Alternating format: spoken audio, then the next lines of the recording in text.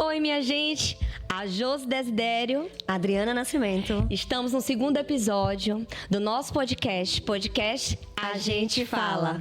E hoje nós estaremos falando sobre maternidade atípica e os seus desafios, bem como os seus avanços. Não poderia ser diferente de termos aqui a psicóloga, amiga, né, de todo esse desenvolvimento dessas mães e famílias atípicas, a doutora Gilmara Azevedo.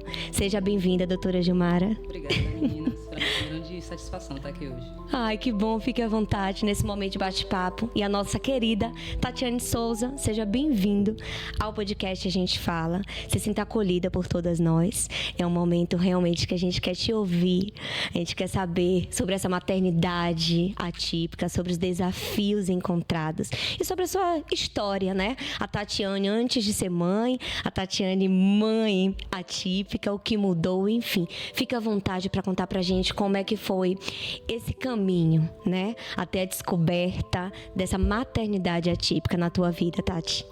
Olá, meninas. Muito obrigada por esse espaço.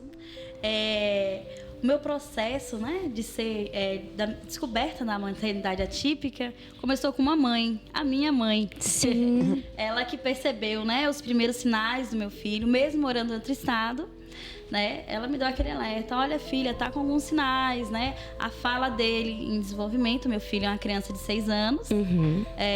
Quando ele conheceu minha mãe, ele já tinha 1 ano. Aí veio a pandemia. E aí, nesse final de pandemia, quando termina a pandemia, que eu vou pra casa dela novamente. E aí ela vê várias características. Uma criança, né, muito nervosa, dificuldade de comunicação, socialização. Com atrasos, né? Isso, atraso no desenvolvimento. Atraso no desenvolvimento. Mas aí eu achava que era por conta da pandemia. Porque ele não tinha contato com outras crianças, né? E como mãe, pela primeira vez, né, você não sabe o que é diferente quando você só tem aquela criança Sim. de referência de casa. Foi com isso, né, que a gente colocou ele na escola, foi ao neuropediatra.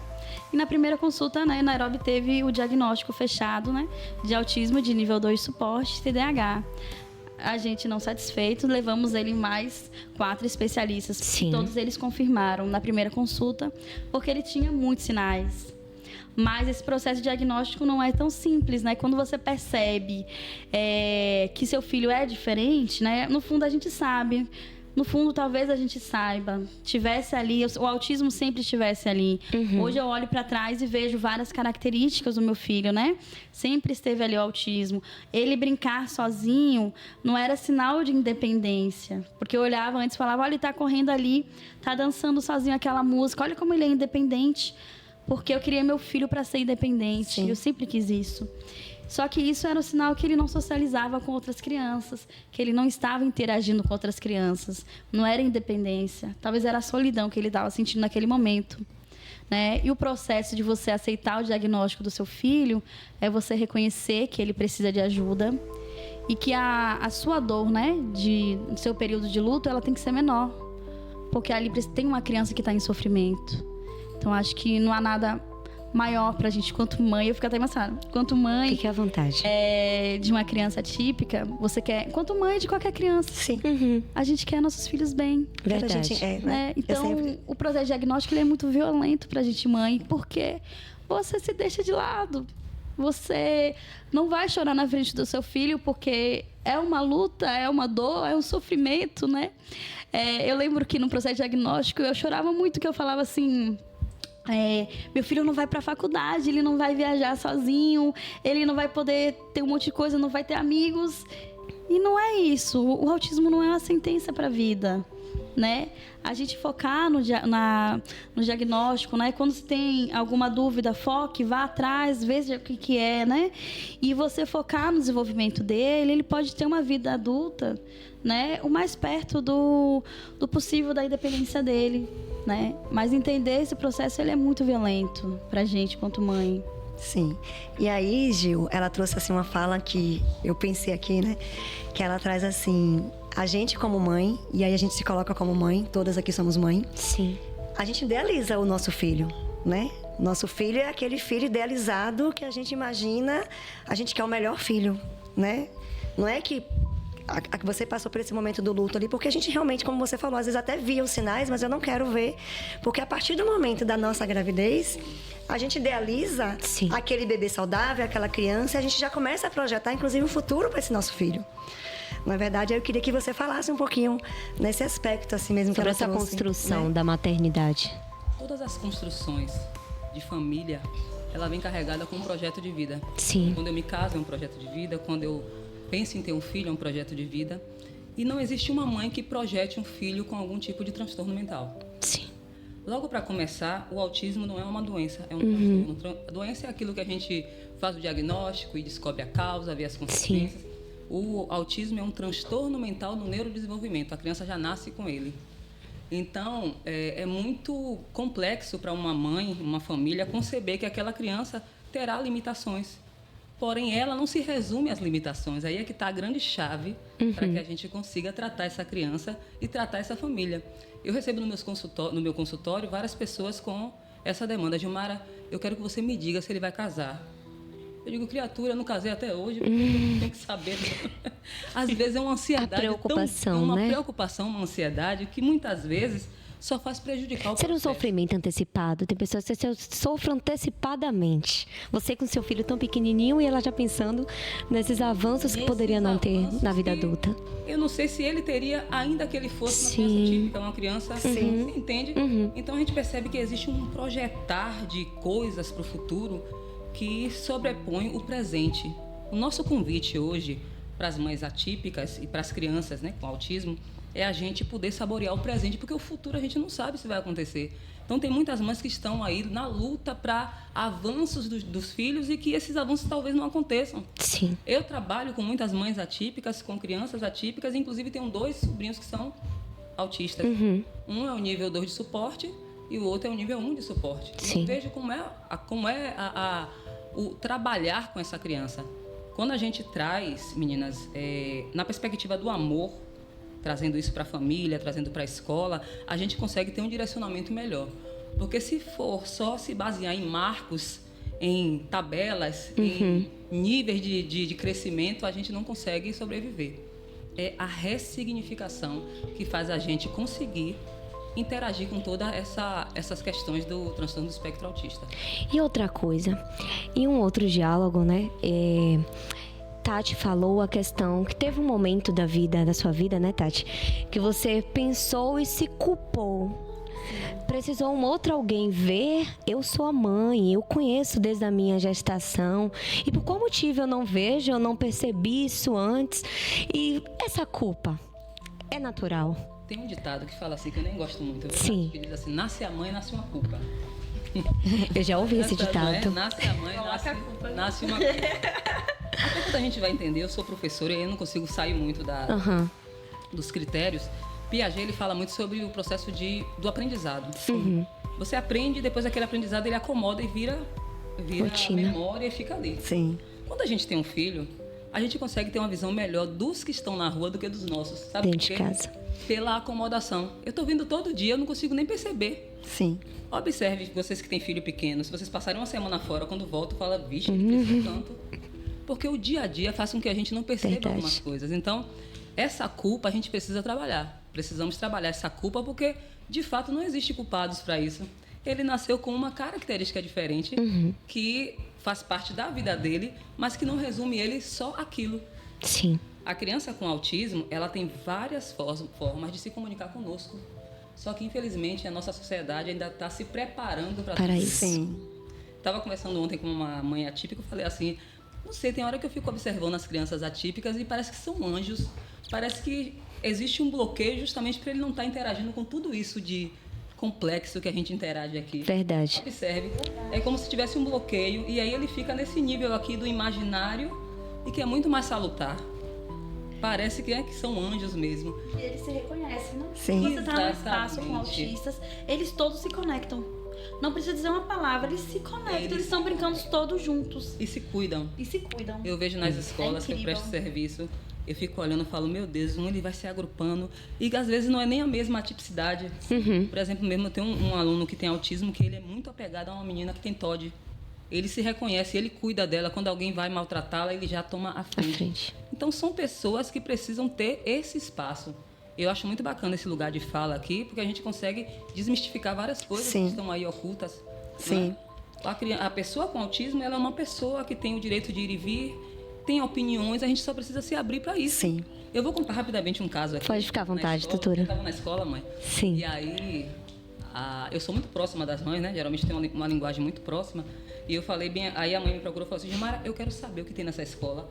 E meu filho não quer mais vir para a escola. Eu fiz é mesmo, minha criança tinha autismo. Eu fiz é mesmo, ele fica tão feliz quando está aqui. Não sei o que é, Gilmara.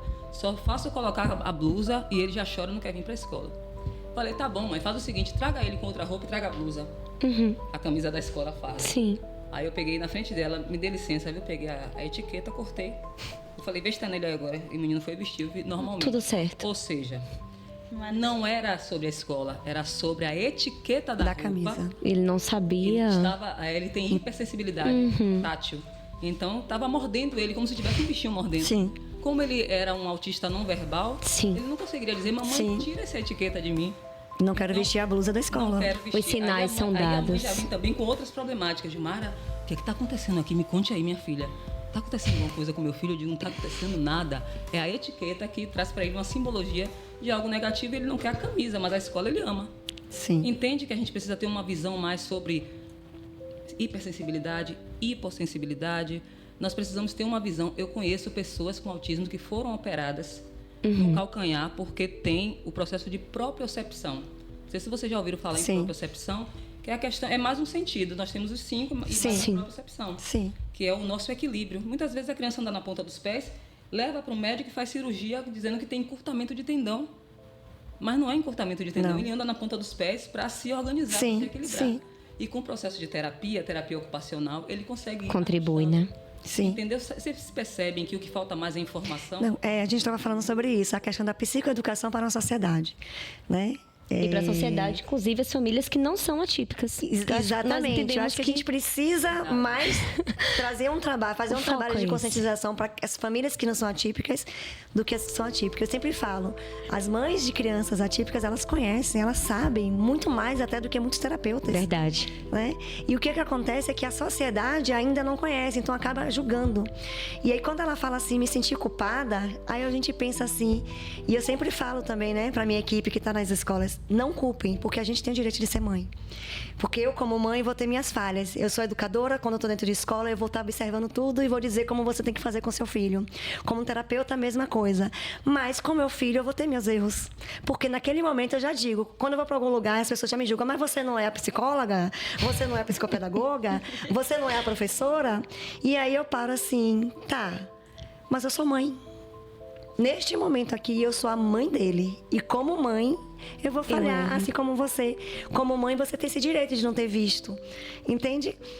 Aí a gente fala assim, o autismo não tem cara, né? Mas quando você está na família e você tem um autismo e você não percebe, esse não ter cara não é só passar despercebido na rua e fazer uma situação capacitista, né? É você não perceber mesmo. Sim. Né? Hoje a gente fala muito que nós mães, né, nós famílias atípicas, Rede de Apoio, somos especialistas no autismo do nosso filho. É isso, é aprender que tem que tirar a etiqueta da blusa, é entender que você tem que antecipar situações, né? Eu até falei uma vez com uma professora do meu filho, eu falei assim, você tem que tratar ele como um adulto, porque ela colocou uma fruta na bolsa dele. E aí ele chegou em casa, abriu a bolsa e tinha uma manga. Aí ele se desregulou, porque ele não come fruta. Ele odeia fruta. Ele falou, eu odeio fruta. E aí ele se desregulou. Aí eu fui no outro dia explicar pra ela, né? Olha, você não abriria a bolsa de um adulto e mexeria. Você não faz isso. Ele é a mesma coisa, você precisa informar ele as coisas. A gente acaba tornando de uma forma, lidando com nossos filhos de uma forma muito mais humanizada, muito mais cuidadosa. O nosso amor, ele é ressignificado, porque você não pega uma criança, você pega uma criança hoje, seu filho típico, vai no shopping, você pega ele, entra no carro ou vamos ali. Aleatoriamente, você não respeita ele, não respeita a opinião dele. Perfeito. Exatamente. E a gente tem que respeitar, isso é importante. porque senão nossos filhos não conseguem chegar nesse espaço. Tem essa questão também, né? Você trouxe um a gente ponto é obrigada assim, a fazer isso. que eu adoro. Mas a gente respeita Lembrei muito. da pauta. A gente respeita muito. Maravilha. Né? essa antecipação, né? Vamos ali, hoje vai ser, nossa rotina vai ser dessa forma, vamos comer tal comida, vai ter tal coisa. A gente respeita muito nossos filhos. Você falou sobre esse ponto e cabe também a nós que não somos mães atípicas. Eu tenho uma filha de 6 aninhos e aí ela sempre pergunta a mim: mãe, você botou o que hoje para levar para a escola? Aí eu, já fiz, sua lancheira já está fechada, tudo organizado, vamos na agonia do dia a dia, já na minha rotina.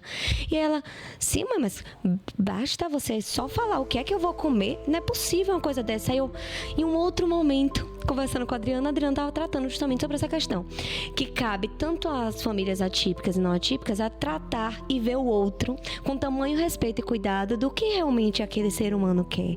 Não só porque eu quero porque eu sou a mãe, sabe?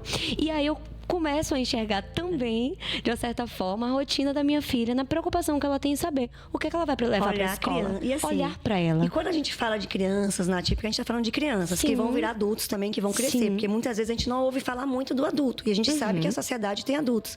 Chegam na fase da adolescência, acaba perdendo as terapias, perdendo um monte de coisas, porque não tem o acesso. Sim. E aí eu sempre fui professora de alfabetização, educação infantil. E sempre as famílias chegam até mim no consultório também e dizem, porque ele não quer dividir, a professora disse que ele não quer dividir o brinquedo. Por que ele tem que dividir? Aí as pessoas meio que se assustam comigo quando eu dou essa resposta. E eu brigava muito com coordenação na escola, porque ela falava, mas ele tem que dividir. Por que ele tem que dividir? Porque assim, eu não gosto de dividir minhas coisas. Por que a gente obriga a criança a dividir? Eu preciso chegar para a criança e dizer, não, tudo bem, meu amor, o brinquedo é seu, você não quer dividir, tá tudo bem. A gente precisa saber que tudo tem consequência, né? E outra coisa que eu falo muito, quando eu recebia crianças, e às vezes até as próprias ATs chegavam na escola, né? As auxiliares, que acompanhavam a criança, ficavam assim, como é que eu vou lidar? Trate criança como qualquer outra criança. Olhe ele para além do diagnóstico. A gente precisa tirar essa questão do diagnóstico, porque a gente carrega muito, mas ele é autista. Ele é uma criança que tem birra como qualquer outra criança, que vai ter as necessidades de qualquer outra criança. Claro que muitas das vezes ele vai precisar de adaptações diferentes do que o grupo muitas vezes está ali. Mas ele é uma criança como qualquer outra. Então, quando a gente pensar nesse olhar, a gente começa a fazer as coisas com amor e as coisas começam a andar, sabe? Eu acredito nisso aí. E aí também, Dri, a gente cai num lugar, muitas vezes, as mães atípicas, de super hiperproteção. Exatamente. Então, eu já presenciei mesmo a criança com atitudes normais de uma criança típica, para abusar a mamãe, a mãe fazendo a chamada de vídeo e ela tocando, ele se atrapalhou e tocou. Eu falei, não, ele está tocando porque ele não quer que você faça a chamada de vídeo. Às vezes coloca ele num lugar de muita divindade, de super proteção, e isso não consegue perceber os avanços que a criança está tendo. Ele disse, ele está abusando porque ele não quer que você fale, ele está com ciúmes. Será, Gilmar, isso tudo? Eu falei, Isso e aí, tudo. quando foi encostar nele para conversar, que ele está, né, ainda não verbal, mas está falando algumas palavras, a gente percebeu que realmente era ciúmes, ele queria interromper aquilo ali. Então, a gente precisa entender também todas essas limitações e todos esses avanços, porque às vezes a gente está colocando nosso filho numa caixa. Verdade. Aquela caixa não comporta Aí mais. você trouxe uma fala importante, que eu vou puxar você agora na sua área da psicologia. Porque assim, quando a gente fala, né, a gente sabe que existem essas questões mesmo das mães. Mãe, no geral, super protege. Eu não vou nem falar só de mãe atípica. Mãe super protege. Quando a gente tem um filho atípico, né, claro que a gente acaba trazendo essa super proteção muito maior. Porque a gente acha que vai acontecer, porque a sociedade está julgando, por uma série de fatores, não é isso? Então acaba que você tem um medo dobrado. Tá julgando mesmo. Não, é isso, tá julgando, mas assim, aí seu medo acaba sendo dobrado, né? Então aquela mãe que não é a mãe de criança atípica, a criança dito dentro de um contexto da normalidade que a sociedade coloca, a gente vai saltando, não deixa ele comprar o pão, e aquela criança que é atípica, a gente realmente fica com muito mais cuidado, né? Aí agora assim, a gente entende esse lugar dessa mãe, né? Por conta de tudo que ela tá passando ali.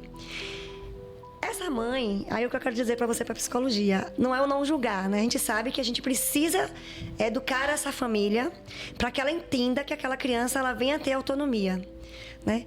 Mas assim, que cuidados você traz assim para essa mãe mesmo, assim, não de julgamento, não que a gente não tá aqui para julgar elas, né? Mas para dizer assim, por que elas trazem essa super proteção, né? Como eu falei aqui, dentro da psicologia, né? Por que ela traz essa proteção mesmo, assim, para o seu filho?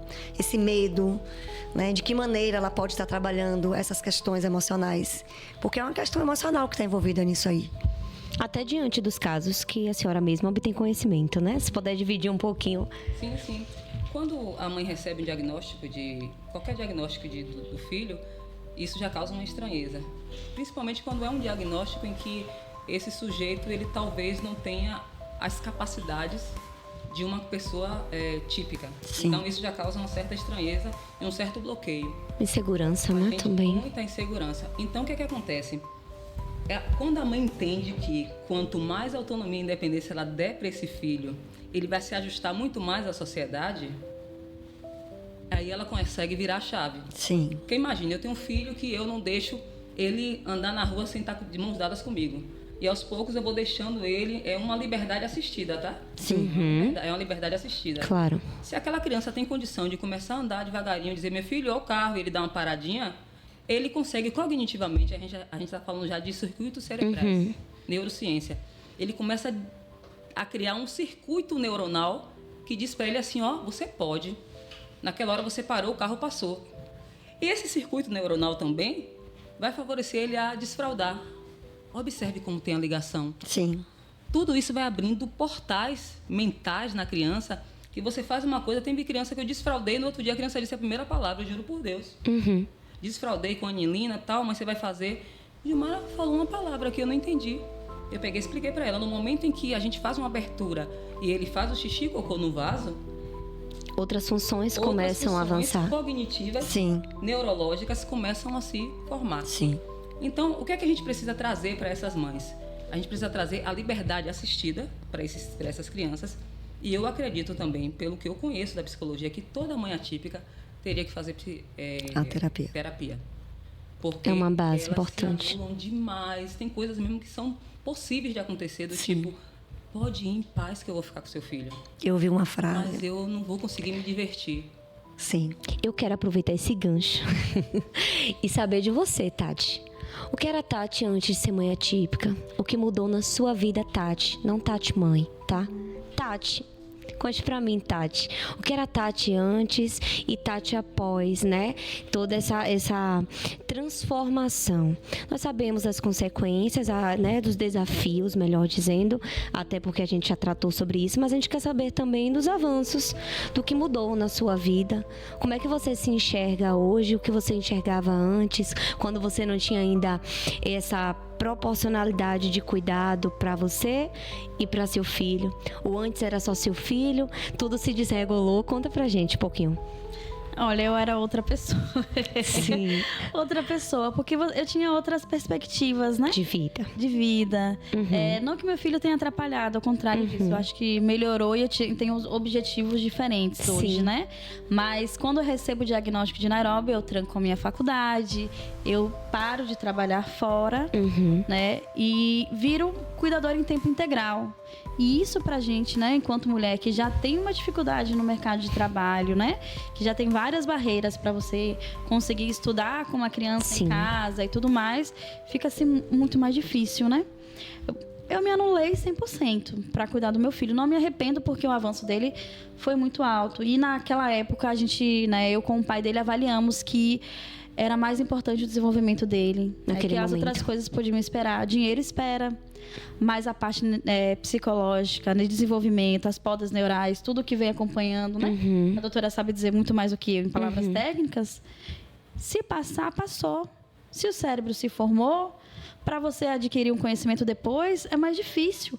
É a mesma coisa pegar você e colocar dentro de uma sala de inglês avançado. Se você não fala inglês agora, você vai chegar lá perdido. Sim. Então, tem um tempo para as coisas. Se você aprender pequenininho, quando você chegar no inglês avançado, nessa mesma idade, você vai se dar bem.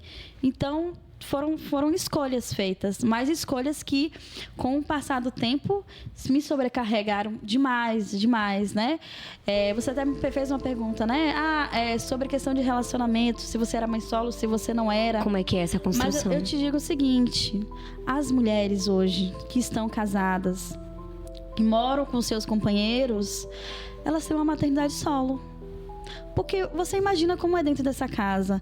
Um homem que sai para trabalhar, né? Se sobrecarrega, às vezes tem pais que trabalham em 2 empregos para poder manter essa família, Sim. porque a gente tem altos custos dentro de casa. sim. Tem medicação que dá no governo, mas nem todas dão no governo. Sim. Como é que você lida com a seletividade alimentar, que a criança come tipos específicos de comida? Sim. Suplementação, vários médicos. Então é uma sobrecarga muito grande para essa família. Só que de um lado, quem se sobrecarrega é a mãe. Sim. É a mãe que está ali o tempo inteiro cuidando dessa criança, sabe os horários todos de medicação, o que pode, o que não pode, quais são as adaptações. Para o meu filho ir para a escola, eu faço uma carta de apresentação. Então, nesse período, eu deixei de ser Tati para ser a mãe de Nairobi. Então, por muito tempo, né? Eu me tornei a mãe de Nairobi.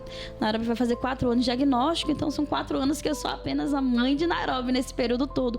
Eu chego nos espaços, olha lá, mãe de Nairobi. Ano passado, né, nessa luta de direitos, né, eu fui eleita como delegada na conferência, para ir para a Conferência Nacional da Pessoa com Deficiência. Sim. E quando eu cheguei em Brasília, no hotel, Nairobi não estava. Olha lá, mãe de Nairobi. Eu falei, gente, Nairobi não tá nem em Brasília.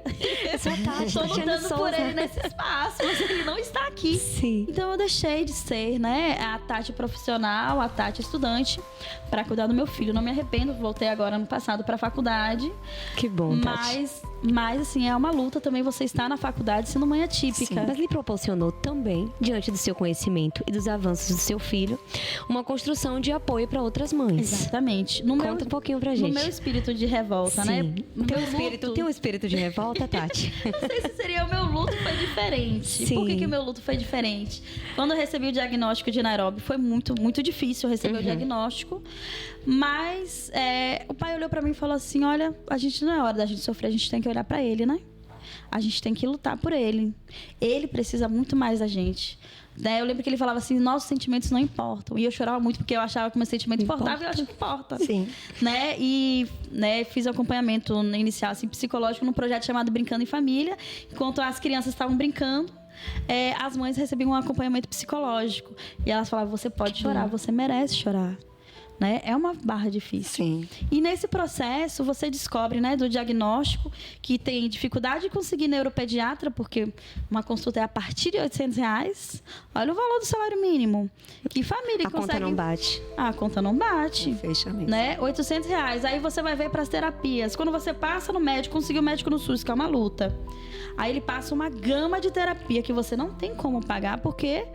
Eu fiz orçamento do meu filho. Se fosse fazer em clínica particular, é R$30 mil por mês. Se fosse por ano, seria muito difícil, mas por mês é impossível. Impossível você fazer. E aí você tenta pelo SUS, porque o SUS não lucra, né? Então, as coisas no SUS deveriam ser mais facilitadas e é muito mais barato para o SUS. Com isso, a gente reuniu, eu e Fabi Amorim, 40 mães e fomos à Defensoria Pública para exigir que o Estado forneça as terapias dos nossos filhos, né? Assim como diz o relatório médico, seja pelo SUS ou pela rede privada. E aí, esse processo está se arrolando, né? A gente está correndo atrás e o processo está acontecendo. Sim. Diante do processo, muitas crianças conseguiram atendimento, não da forma que deveria ser ainda, porque a gente tem um déficit de profissionais, né? Tem toda uma estrutura. Não existe um plano para receber o autismo. Então, você recebe o diagnóstico, você fica perdida. Ainda tem um desgaste com o plano de saúde, né, doutora? Quem tem plano de saúde E quem tem plano de saúde. Pois é. Volte e meia tá fazendo manifestação porque o plano sobe o valor de uma forma absurda. Qualquer motivo, eles conseguem te desligar. E aí a gente se encontra num sistema que é sofrimento, porque você não consegue a terapia do seu filho no particular, porque é muito caro. O plano de saúde é uma luta. Quem tem plano de saúde, até para conseguir manter aquilo que está fazendo, é uma luta. Muitas conseguem, mas é uma luta. E no SUS, assim, está um negócio muito abstrato, muito ruim. Então, com isso, a gente abre essa ação coletiva em prol dos autistas, né, para conseguir as terapias. E eu acho que esse processo de tentar ajudar outras crianças, né, porque eu pensei, poxa, eu tenho que abrir um processo jurídico para conseguir aquilo que tem pelo menos 3 leis que nos amparam. Né? Existe uma lei federal da Bahia, que diz que é dever do Estado da Bahia fornecer o atendimento dos autistas. Existe a lei brasileira de inclusão e existe a lei berenice-piana, Sim. Né? Todas as 3 3. dizem que nossos filhos devem receber pelo SUS o atendimento, né?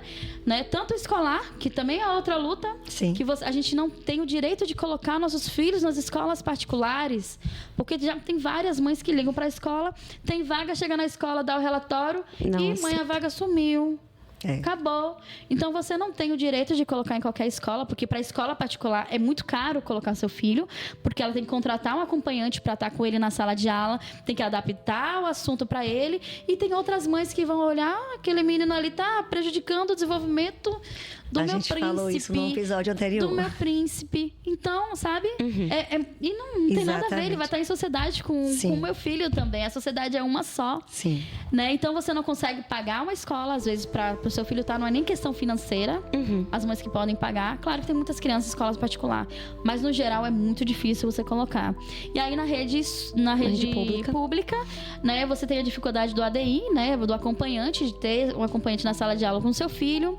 Aí você não consegue o PEI, que é o plano de ensino individualizado. Que é outra luta. É outra luta, gente. Isso deveria ser o básico. O básico. Né? Ano passado, a gente, inclusive, enquanto mães, participamos, né, no município para conseguir adaptar o plano, porque estava muito difícil para os professores. Mas como é que você vai dar aula para uma criança Sem um que planejamento. você não, sem um planejamento, sem você saber conversar com a mãe dele, com a família dele e saber o que essa criança já sabe, Sem conhecer. quais são as habilidades dela para me poder ensinar ela, Exatamente. sabe? É uma pirâmide, né? É uma pirâmide, né? No autismo você precisa trabalhar tudo de forma conjunta Sim. para poder desenvolver Pra essa dar criança, certo, né? Pra Alcançar dar o objetivo. certo. Tem o AE, que é no contraturno, que vai tratar, né, das habilidades da criança. O Pestalozzi mesmo está com a lista de 400 crianças na lista de espera. É uma das instituições, são várias, né? E quando a gente fala do AE que tem nas escolas, isso são as instituições. Tem o AE nas escolas, Só que tem o são nome. sala de depósito Na de crianças. prática, Só não, tem o né? nome. Que não funcionam, que na Infelizmente. prática não funcionam. Então, é luta em cima de luta, que você vai correndo e aí a escola é dificultosa, a saúde é dificultosa. E aí quando a gente... A sociedade. A sociedade é mais cruel ainda, né? Aí eu falo assim para as mães, né? O autismo não é doença, não é sentença, mas o nosso movimento, ele tá doente. Porque você olha para um lado, tem problema, olha para o outro, tem mais problema. Aí você vai conversar com a sua amiga que é mãe atípica, e aí ela tem mais problemas ainda. do que o e seu, aí, às vezes. Tentam se unir. Aí eu vou pegar uma fala que você trouxe lá no início. Você falou assim, é difícil ser mãe. Aí eu lembrei de uma fala que outro dia uma mãe atípica falou. É a gente abrir mão da nossa vida. Né? Quando ela falou assim, você abre mão? Eu falei, não, a gente abre mão da nossa vida. E é forte. E o resumo é nessa... Sabe? Quando você fala assim, é forte. Desse Porque intuito. como ela trouxe assim, eu tinha outros planos para a minha vida. E eu, como mulher, dentro de uma sociedade que já é difícil, tive que parar tudo. Né? E aí a gente vê, hoje o Brasil fala, né, a gente tem estatística falando que a maioria das mães hoje, de crianças atípicas, mesmo São que mães ela esteja solos. com os seus pares dentro de casa, mas a maioria são São mães mães solos. solos. Aquelas que ainda têm os maridos para pelo menos financeiramente estar ajudando, né? Mesmo ela sendo solo ali na criação do filho, em busca de terapias, como você trouxe, mas ali está tendo pelo menos o básico para poder manter a casa. E aquelas que não têm, que precisam parar tudo, né? E aí entra esses impactos emocionais, né, Gil? Tem um dado muito alarmante, muito triste, que foi feita uma pesquisa na Universidade da Califórnia, que fala o seguinte, que 80% das relações, elas se dissolvem quando existe um diagnóstico de autismo. Sim. E essas mães se tornam mães solos de verdade. Dei uma passada assim um dia numa clínica que faz esse trabalho de TO. Eu Você só trabalho. vê mulher na recepção. Só É incrível vê, sim. isso. Mães. Aí eu fui buscar por que eles vão embora. Aí tem várias justificativas, porque eu não estava preparado para ter um filho que não vai namorar. Porque eu não estava preparado para ter um filho que não vai jogar bola comigo. É muito complicado ver aquele sofrimento de nele não conseguir avançar. E aí eles vão embora. É porque a mãe nunca abre mão do seu filho, né? A mãe não abre mão, mas os pais... E aí conta pra gente. Eu queria, na verdade, só para Fale, poder, fale. a gente já tá chegando no nosso tempo, Sim. só pra gente fechar, assim, já que a gente tá falando da saúde mental Sim. também. Eu queria que Gil trouxesse, assim, os impactos mesmo que o Brasil tem, porque a gente sabe que a gente não tem acesso, né, à saúde mental. com tanta... Assim como a gente não tem acesso a várias coisas, como a mãe trouxe aqui, mas assim, a saúde mental hoje é necessário. Hoje deveria fazer parte, inclusive, do plano das mães atípicas, a saúde mental para a mãe, atendimento psicológico para a mãe, a terapia. Verdade. Como você trouxe. Sim. E a gente sabe que o acesso hoje, dentro da sociedade, seja ela para qualquer área, porque cada dia vem crescente a questão da saúde mental, não só de mães atípicas, mas no geral.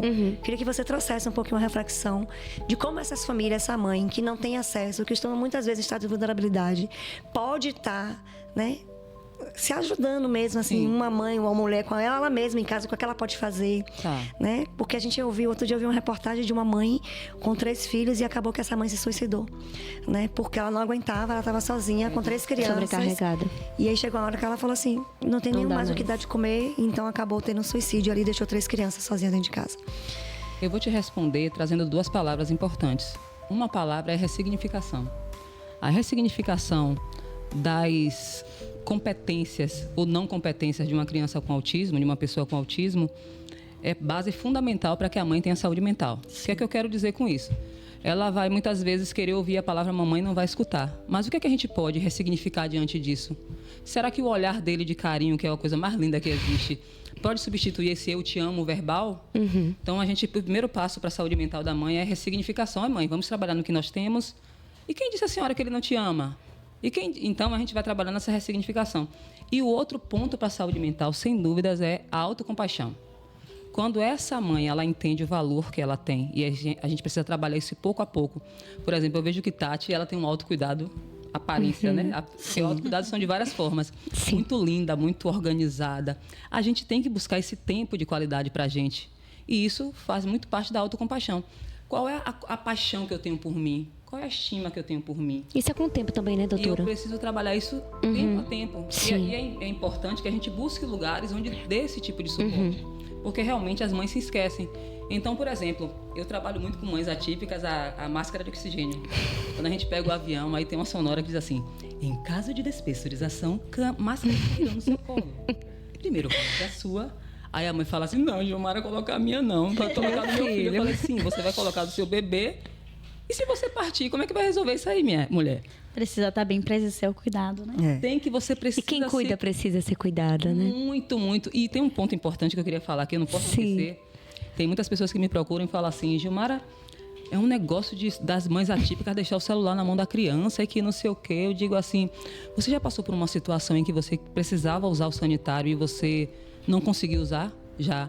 Isso acontece com elas direto. Muitas vezes aquele celular que ela entrega é para conseguir ir fazer uma necessidade que é básica e ela não consegue. A gente precisa parar de demonizar julgar alguns comportamentos de mães atípicas, porque só elas sabem o que elas passam. É o que funciona naquele momento, né? É o que vai funcionar naquele momento. Gilmara, eu posso instalar algum tipo de jogos que vai ajudar a favorecer até, né, o desenvolvimento dele dentro, inclusive, daquele hiperfoco que ele tem. Eu trabalho muito com isso. Bora jogar no hiperfoco para a gente poder trazer um aprendizado. Ele é focado em... Tem uma criança mesmo que é focada em carros. Sabe aqueles carros vermelhos que tem 5 carros? Tudo que eu trabalho com ele, eu uso carros. E dá certo. E dá certo. Porque você está atraindo a criança. Obedeceu a esse, Esse daqui obedeceu porque obedece aos mais velhos. Ele fica entendendo aquilo ali. Então, eu posso trabalhar várias habilidades com aquilo ali, sem precisar tirar da criança, extinguir aquele elemento da criança. Então, a saúde mental da mãe, ela passa pela ressignificação e pela autocompaixão. Eu preciso me amar, eu preciso buscar em mim aquela força que muitas vezes eu perdi pelo caminho para que eu possa me estruturar para sobreviver. Ai, que lindo. E quando a gente traz autocuidado, que bom a gente poder falar sobre, né, Adriana? E quando a gente traz autocuidado, só o fato de Tati tirar este tempo para estar aqui, toda linda desse jeito, conversando, já é um autocuidado. Quando a gente para um minuto, né? Eu aprendi isso com o Gil, gente, que a gente precisa muitas vezes se enxergar, até no momento assim, você tá aqui no sofá. E não vou fazer nada. Não vou falar nada com ninguém. Vou ficar olhando pro teto, assim. É o estado de você presença. estar no estado ali naquela hora, não vou fazer nada, não vou levantar, vou esquecer que tem alguém para além de mim. Então, acho que é bem isso. Então, dá algumas dicas para essas mães que não têm acesso à terapia, né? Dentro que muitas vezes estão em casa ali. No momento que o filho foi para a escola, mesmo que seja por 1 hora, o que é que ela pode estar fazendo para cuidar dela? Pronto. A psicologia ela é fantástica e um dos pontos principais que nós trabalhamos com as mães atípicas é o estado de presença. A gente não valoriza, mas é valorizar o instante. Por exemplo, aqui agora, nesse momento, nesse horário, é o momento mais importante da minha vida. Eu estar aqui com Tati, tive a oportunidade de conhecer você. Conhecer a história dela conhecer também. Tati, conhecer esse lugar, as pessoas. Então aqui eu estou saboreando aquela parede azul que está ali, essa cinza. É você estar aqui. O nome disso é aterramento. Eu senti o meu corpo sentado nessa cadeira, senti como é que está essa temperatura, tem uma luz aqui atrás que eu já observei, tem um nome. Então, qual é o primeiro chamado? O estado de presença. Parece simples, mas esse estado de presença vai começar a te trazer para o momento mais importante, para a sua vida agora. Porque senão você fica muito ansioso, só pensando no que pode acontecer lá atrás. E se não acontecer? Então, tem um poema que eu acho que é de João Pessoa que fala assim... vamos caminhar junto nessa estrada. Mas se ao findar não der em nada, ao menos a gente passeou. O convite é nós passearmos, gente, aqui hoje. O convite é nós passearmos. Quando a gente vai estruturando o nosso cérebro para ele entender... Eu chego a me arrepio, me emociono, meu Deus. Quando você estrutura o seu cérebro para valorizar isso aqui, essa água que você está bebendo. Eu até fiz uma palestra ontem, eu disse, gente, a gente só é feliz se for um pouquinho bobo. Pô, que copo, olha que taça linda, ai que água maravilhosa. Sabe, você começar a ser mais bobinho e valorizar aquelas coisas que são para os outros insignificantes. Isso traz um bem-estar, uma saúde mental incrível. E isso começa a fazer você trazer o olhar mais para dentro, que é o olhar que importa. O que importa, Tati, para mim é o que você está sentindo aí dentro. O que as pessoas pensam, o que está acontecendo lá fora, não tem importância.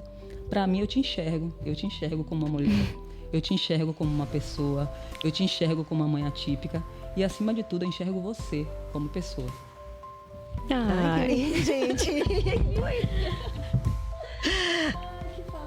Que encontro, hein? Ai, se eu pudesse, eu ia ficar aqui, viu, Tati? Com você, né? Com vocês. Ouvindo essa doutora aí, trazendo tantas reflexões e que faz parte da nossa vida. É, isso que ela falou tem, pra mim, acho que bateu de uma forma, assim. Outubro do ano passado, eu tive, não sei se foi um burnout, mas eu parei, eu comecei a desmaiar. Desmaiei no supermercado, desmaiei em casa com meu filho presente. E aí eu parei, tirei 2 meses, fui para casa da minha mãe, fui fazer os exames. Eu parei tudo que eu estava fazendo, eu estava sobrecarregada. Porque eu acho que é isso, a gente parar um pouco às vezes, dar uma respirada. Eu falei, olha, a partir de agora eu vou cuidar de mim também. Preciso. Porque se eu não estiver aqui, quem vai estar olhando meu filho? Exatamente. Ninguém. Precisa estar forte, Eu já desmarquei várias consultas médicas minhas porque eu tinha que priorizar alguma coisa do meu filho. Sim. Só que se eu não for no médico, eu vou ficar doente, uma hora ele não vai me ter aqui. Então, eu acho que é sobre isso, né? É sobre isso, é ressignificar, aproveitar o momento. E quando a gente fala de ressignificar, e dentro do autismo, o autismo realmente é amor. É você... a valorizar. Essa semana meu filho comeu pela primeira vez uma carninha com batata e cenoura. Aí fiz um vídeo, mandei pro pai dele, mandei pra minha família. E aí a gente vai, né? O nosso amor, ele é multiplicado porque tudo você comemora. Por cada ação, né? Exatamente. Eu Cada tenho avanço. até uma tatuagem aqui, ó, que é a foto dele, a imagem dele, de tubarão martelo, que é um dos hiperfocos dele, né? O tubarão. E é um carrinho carregando com o símbolo do autismo. Porque o autismo vai acompanhar ele para sempre. Sim. E na Mas sua vida ele não é também, só né? autista, né? Ele é uma criança de 6 anos que apronta, que corre e que tem um futuro todo pela frente. E não sou eu, mãe dele, que vou decidir o futuro dele, né? Então, cada um Depende trilha também a de sua nós, história, né? Depende da sociedade. Ai, gente, eu ficaria depende aqui, da ó. nossa A gente partilha. ficaria aqui a tarde Depende do nosso público estar acompanhando mais e mais cada episódio, né? Cada compartilhamento das ideias, dos conhecimentos. E assim, o podcast a gente fala justamente pra gente se basear em fatos reais. Então você pode participar também do nosso podcast, pode participar do nosso canal no YouTube, lá no Instagram, @podcast a gente fala. Tem um link que você já pode se inscrever aí, viu? Pra poder ir acompanhando todos os nossos episódios que são incríveis, são tão íntimos de cada parte, cada história. E eu convido vocês a participarem mais e mais. Eu quero agradecer, né, Adriana? Vamos agradecer as meninas. Vou fazer até um desafio antes. Coloca logo na nossa página do Instagram qual o próximo tema que vocês querem que a gente Isso. traga, né? E Pra traz gente um poder estar fato, né? discutindo. Exatamente. Participa, conta a sua história. Meninas, obrigada. Né? É Por mais um essa episódio tarde. aí, né? É. Por essa tarde maravilhosa. Gratidão. Parabéns pela forma que vocês veem o mundo e que a gente possa, através desse trabalho, desse projeto, construir junto com vocês e assim levar um pouquinho, né, de estamos aqui te escutando, nós também te enxergamos e queremos participar do desenvolvimento do seu filho, da sua vida, seja lá qual for a forma. Gratidão. Estamos encerrando esse segundo episódio, cheio de emoção. Tá te segurando para chorar? Eu também, Adriana, enfim, todo mundo aqui, a doutora. Muito obrigada, gente. Próximo episódio tem mais o podcast A Gente Fala.